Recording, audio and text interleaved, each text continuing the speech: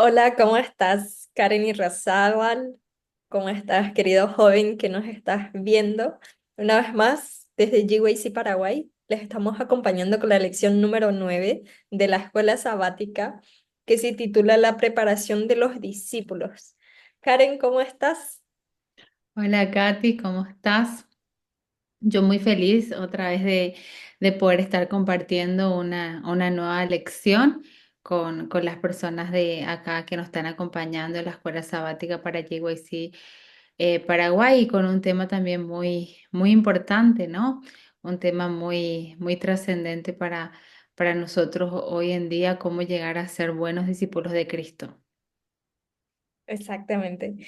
Es como el objetivo de cada cristiano, es Ujú. ser discípulo de Cristo, ser como Jesús.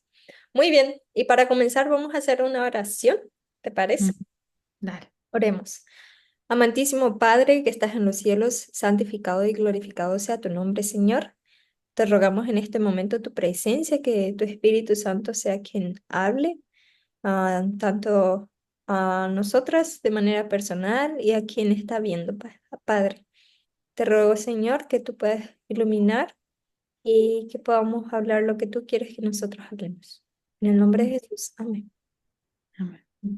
Muy bien, esta semana estudiamos la lección, eh, bueno, que habla de la preparación de los discípulos y trae San Juan 13. Vamos Ujú. a leer, si me puedes ayudar, Karen, con los versículos 31 al 35. Sí, Juan 13, 31 al 35 dice, entonces, cuando hubo salido, dijo Jesús, ahora es glorificado el Hijo del Hombre y Dios es glorificado en él. Si Dios es glorificado en él, Dios también le glorificará en sí mismo y enseguida le glorificará. Hijitos, aún no estaré con vosotros un poco. Me buscaréis, pero como dije a los judíos, así os digo ahora a vosotros. A donde yo voy, vosotros no podéis ir.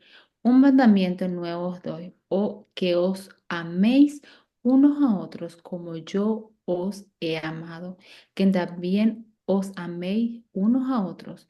En esto conocerán todos que sois mis discípulos, si tuviereis amor los unos con los otros. Ujú.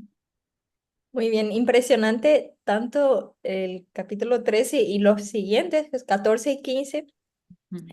de Juan son muy importantes, pero vemos aquí en Juan 13 el lavamiento de los pies, o sea, Mm. Jesús lava los pies a los discípulos y es en el momento también en donde Jesús eh, de cierta forma da a conocer quién iba a traicionarlo, ¿no? Y que en el caso era Judas, pero Judas en verdad como que el enemigo, Satanás, es quien estaba incitando que él decidiese traicionar a Jesús. Pero Ujú. me encanta ver cómo Jesús, eh, sabiendo eso y sabiendo como que los discípulos, eh, cómo Jesús era la humildad en persona Mm. y como que él se levanta y lava los pies de los discípulos. Y hay varios puntos importantes en esto que me gustaría comentar. Por ejemplo, que Jesús amó a los discípulos hasta el fin, hasta el final, hasta el momento de la cruz. Y nos continúa amándonos. Sabemos que Él intercede por nosotros. Y y vemos que Jesús actuaba de acuerdo a lo que él tenía en su corazón. Sabemos que él tenía una comunión completa con el Padre Celestial, una comunión íntima, y eso revelaba a los discípulos, ¿no? Y eso se extiende también a nosotros, ¿no?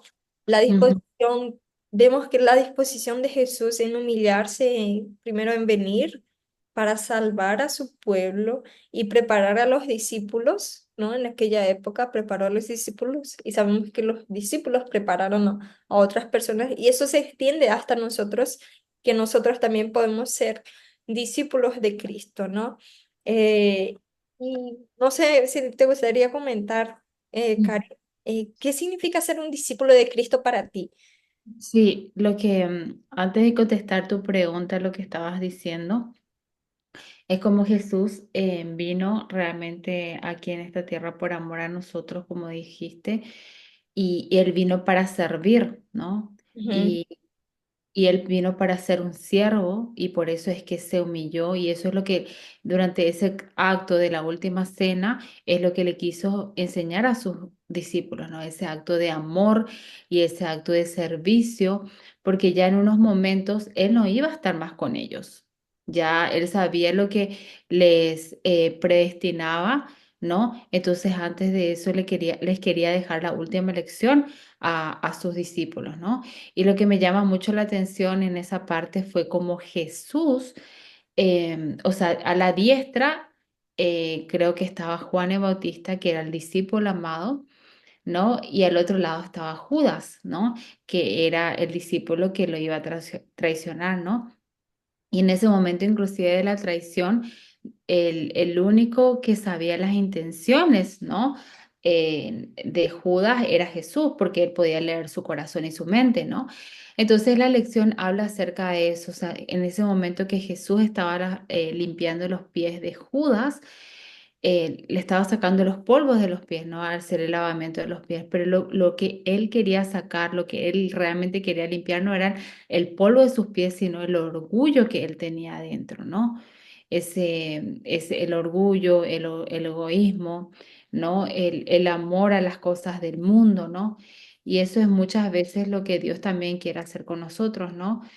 Parece que no es que nos quiere limpiar de las cosas externas, él primero quiere empezar desde nuestro corazón. O sea, ¿qué es lo que realmente nosotros tenemos en nuestro corazón? Hay envidia, hay celos, hay orgullo, hay prejuicios, ¿no? ¿Qué es lo que realmente Dios quiere trabajar primero en nuestra vida, ¿no?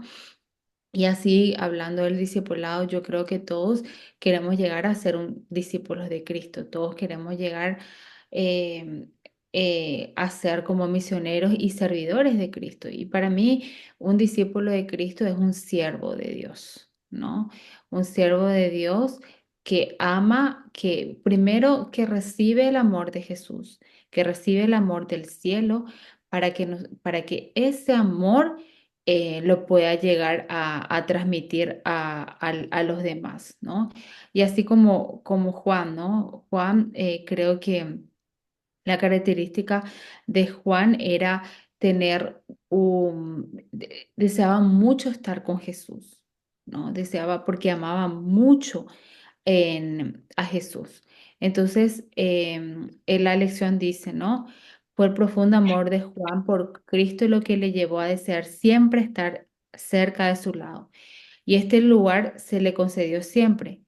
Jesús ama a los que representan al Padre y Juan podía hablar del amor de Dios como ninguno de los otros discípulos. Revelaba a sus semejantes lo que sentía que era su deber revelar representando en su carácter el carácter de Dios. La gloria del Señor se expresaba en su rostro, la belleza de la santidad que lo había transformado brillaba en su semblante con un resplandor semejante al de Cristo. Y eso es lo que un discípulo tiene que llegar a anhelar, ¿no? Pasar tiempo con su Salvador, pasar tiempo. Nosotros capaz que ahora no tenemos la oportunidad de poder estar físicamente con Jesús, ¿no?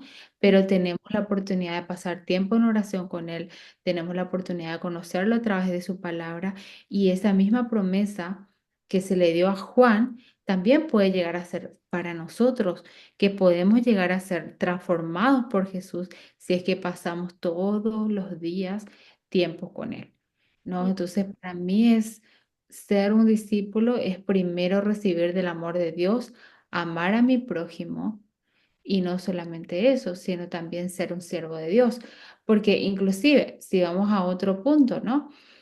Como decía la lección, Jesús, o sea, Dios mismo se comporta como alguien de que anhela servir, porque si Él crea el sol, si Él crea la naturaleza, si Él crea los animales, es todo para beneficio del ser humano, ¿entiendes? O sea, todo lo que Él hace no lo hace para sí, lo hace para los otros, para nosotros, para los seres humanos y para los otros mundos que Él también sostiene, ¿no?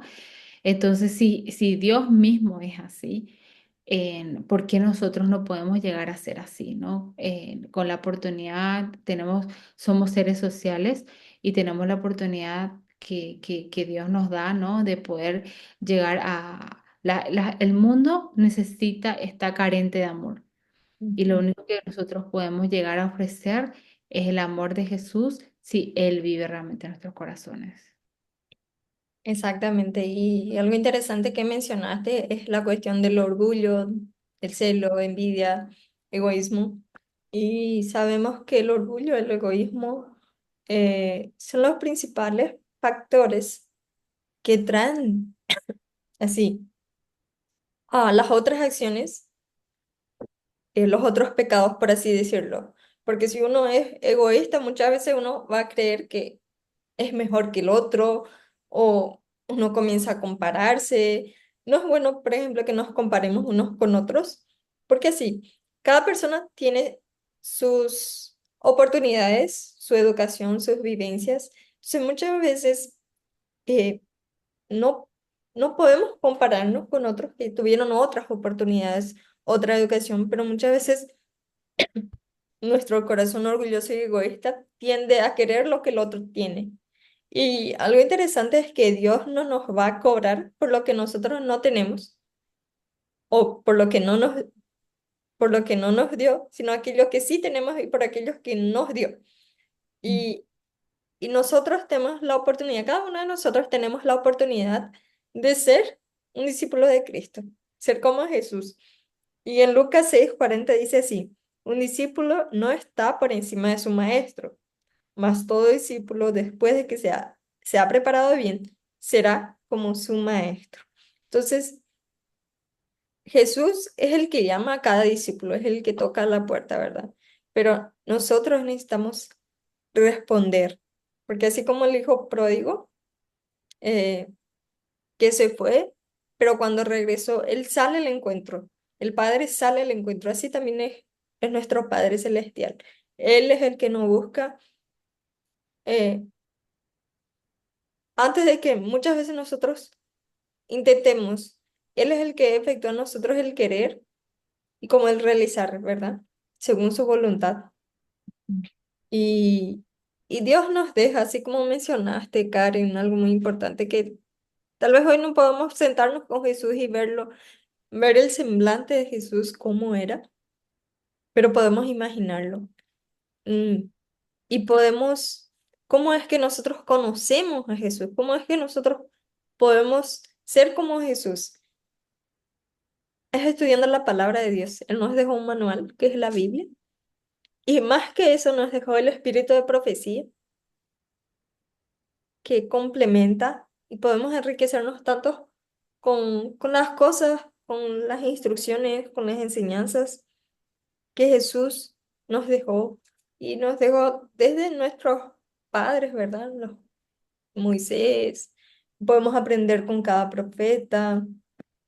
Podemos aprender muchísimo de las historias de la Biblia. Inclusive nosotros podemos escuchar, o sea, buscar escuchar la voz del Espíritu Santo también para ser el discípulo de Cristo, ¿verdad? Exactamente. Y como decía la lección, ¿no? Mm, que Jesús justamente en- nos está ofreciendo un lugar para morar con Él ahora, ¿no? Primero, Él quiere comenzar a morar en nuestro corazón y en nuestra vida, porque hay veces que nosotros decimos, ay, voy a morar con Jesús, pero voy a morar con Jesús en el cielo. Y no Ujú, es así.